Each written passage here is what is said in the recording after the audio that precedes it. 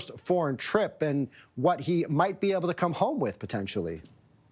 Yeah, we'll look for details, whether there's something specific in terms of an announcement. But I think it's smart in this time, given the turmoil with the United States, the pending deadline of April 2nd, to be strengthening those ties, both economically, trade-wise, and I think also we may see some discussion of defense and security arrangements. And that all makes sense. It's a counterpoint to what's happening by not going to D.C., but instead going to Europe and saying, well, we'll have to find our allies where they are, given that the United States has decided under Donald Trump to no longer be a reliable and faithful partner. So I think this trip looks good. I think the smart positioning. He's out of the blocks as prime minister, and allows him to look like a statesman and to leverage his long experience as someone that's moved in those circles as a governor of the Bank of Canada, governor of the Bank of England, and a fixer on the Brexit crisis. You mentioned this trip overseas under the overarching idea and what we've seen recently, the turmoil with the United States. How do you think this trip will play out in the Trump White House? Well, I think the Trump White House is indifferent to what others do. They're so obsessed with the mirror.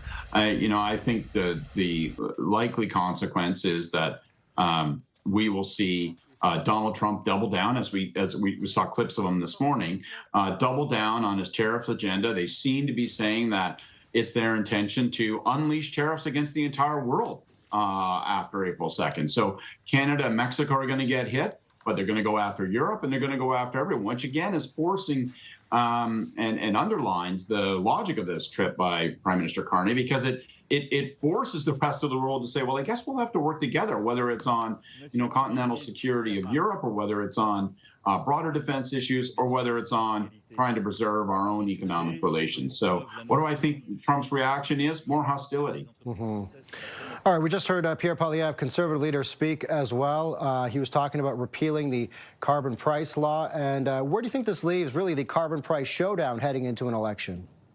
Well, I think this is super interesting. So for a couple of reasons. First of all, I think, as a matter of pre-campaign stagecraft, and let's face it, we're going to be in a campaign within a handful of days, probably less than a week. Good-looking event.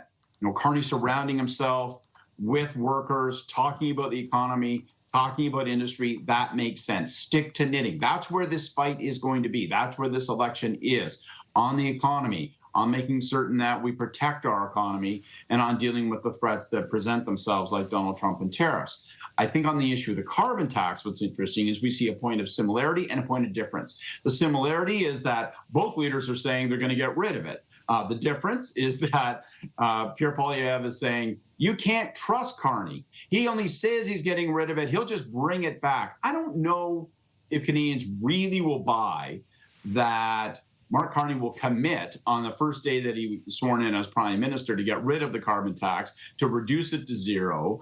You're going to see it come off of the price at the pumps as of April 1st. I'm not certain that people will actually buy that he's then going to turn around and jack it back up after an election. But, that's Mr. Poilievre's argument. The other interesting difference is that Mr. Poilievre says he wants to lower and eliminate the carbon tax on all commercial emissions as well, all industry emissions. And that's going to be interesting. On the one hand, that allows him to say, I'm the even bigger carbon tax fighter.